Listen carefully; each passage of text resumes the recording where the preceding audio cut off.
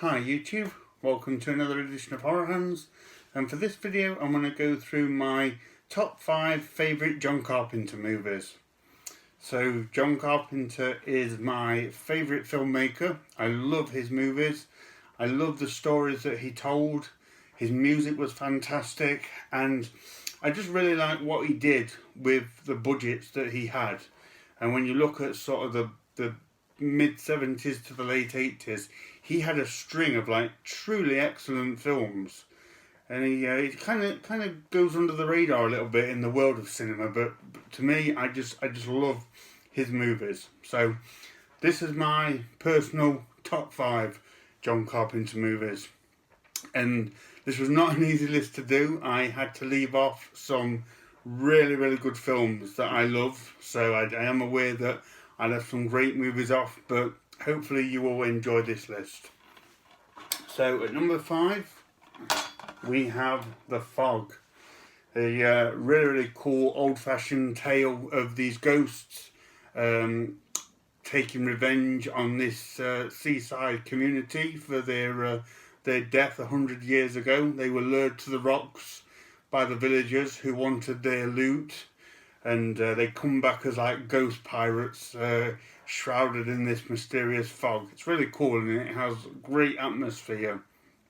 And as I say, this was a difficult list, and there was some 2 or 3 other films really pressing for this top 5 list, but I included The Fog because I like the setting. I like that it's set in like a seasidey town. I love the atmosphere, and it has, for me, The Fog has arguably one of the greatest intros to a horror film ever. That introduction where John Houseman is telling the tale of the fog to the kids around the campfire. That is such a captivating start to a film, and it immediately just grabs you and sets the scene. It's such a wonderful start to a film. So for that reason alone, this film, I want to put this film on the list. So at number 5, we have The Fog. So at number 4, now there'll probably be a lot of people that disagree with this, because this next movie is a lot of people's favourite film. But number 4 is Halloween, John Carpenter's classic slasher movie. There's not a lot I can really say about this film. One of the most famous horror films of all time, one of the most influential slasher movies of all time. Michael Myers is iconic. John Carpenter's music in this is incredible. It still sends a chill down my spine now when I hear it. It's a great movie to watch, of course, at Halloween, but any time of the year anyway. It's not my personal favourite slasher, but I cannot deny it is an excellent film, an excellent horror film, but excellent film in general, and highly rewatchable. I mean, I could watch it now and many of the sequels. So yeah, absolutely fantastic film. I even got the t-shirt. So yeah. So at number 4, we have Halloween.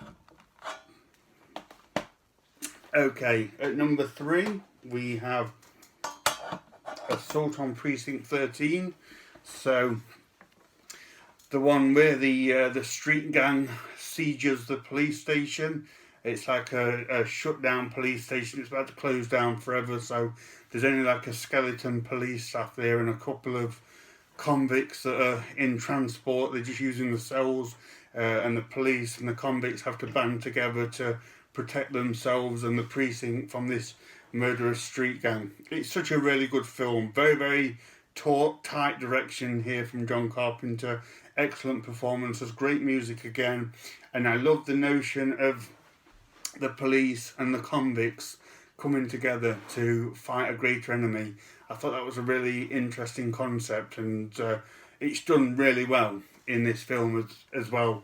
The convicts in question, they are kind of bad guys, but they've got like an anti-hero vibe to them as well, so there is a bit of redeemability about their characters. So really well done.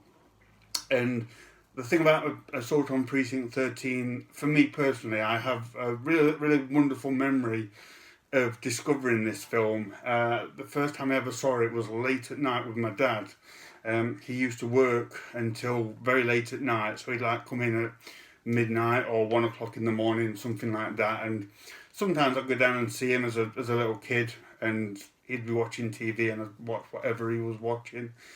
And on this particular night, he came home. I think he came home with food, which was even better. And I came downstairs and he put TV on, and Assault on Precinct 13 was on TV. And I just sat there in the middle of the night and watched it with my dad.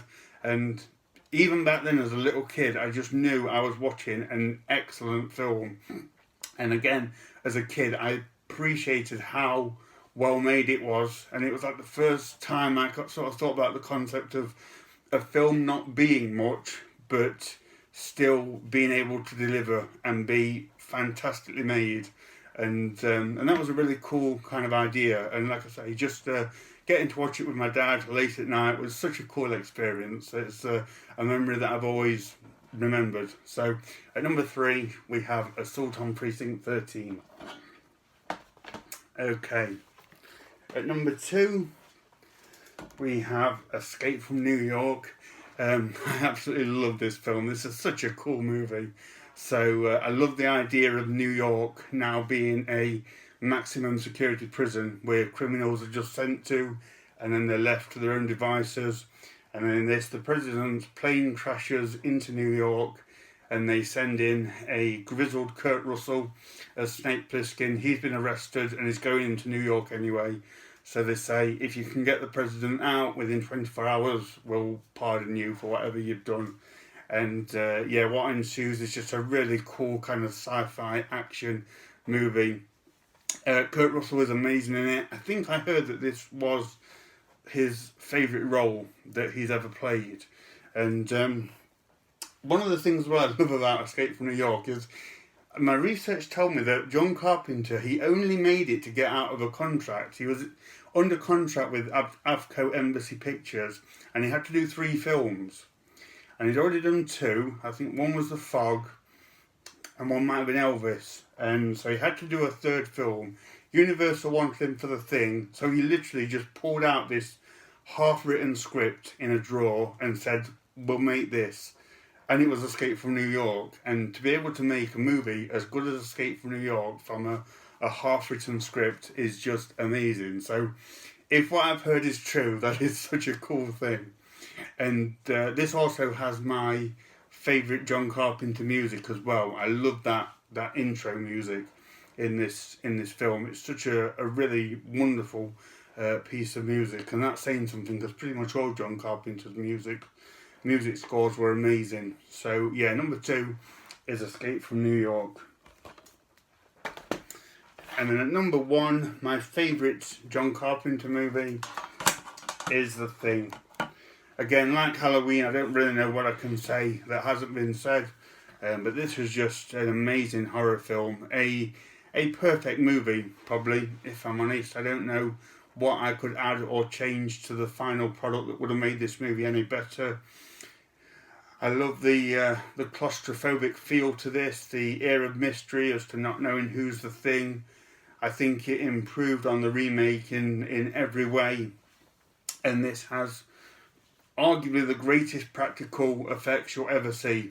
I don't know if it is the best, but it's got to be a contender for the best practical creature and gore effects. They're just incredible. And what I like about The Thing as well is it's still a film that's up for debate as to who's the thing, when were they the thing, who's the thing at the end. That's always a bone of contention amongst people. So yeah, it's a movie that I absolutely love from my favourite filmmaker. So that's my top 5 John Carpenter movies. Please feel free to let me know what you think of this list. Do you agree? Do you not agree? If you don't agree, what would your top 5 be? I'd love to know. So thank you very much for watching, and stay tuned for more videos.